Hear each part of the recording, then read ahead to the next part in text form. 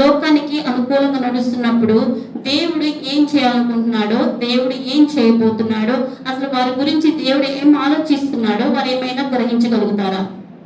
ఏమాత్రం కూడా గ్రహించలేరు. ఎందుకంటే వాళ్ళ హృదయం అంతా ఏముంది? ఎంజాయ్ చేయాలి, తినాలి, త్రాగాలి, తర్వాత లోకంలో ఎంజాయ్ చేయాలి.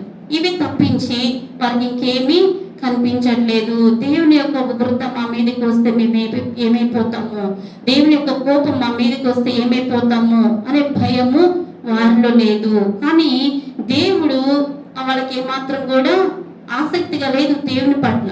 వారి సుఖమే వారికి ముఖ్యము. వారి కడిపే వారికి దేవుడు. తినటమే ఎక్కువ, తిను, త్రాగు, సుఖించు, ఎంజాయ్ చేయి, ఇవి తప్పించి వారికి ఏమి కనిపించట్లేదంట. ఇహలోక ఆనందమే వారికి ఎక్కువగా ఉంది. అయితే దేవుడు కూడా ఏం చేయబోతున్నాడో తెలుసుకోవాలన్న కోరిక వారిలో ఏ మాత్రము కూడా వారికి చిన్న మెత్తు కూడా కనిపించలేదు. కానీ ఇహలోక ఆశలతో నిండున్న మనం కూడా ఆలోచన చేస్తే దేవుడు మనతో కూడా ఏమీ మాట్లాడలేరు. ఆయన యొక్క ఉద్దేశాలు మనం కూడా గ్రహించలేము. ఆనాడు నోవహు దినముల్లో ఆ ప్రజలు ఎలా గ్రహించలేదో మనము కూడా గ్రహించలేని పరిస్థితి. కనుక మనం కూడా ఏం చేయాలంట?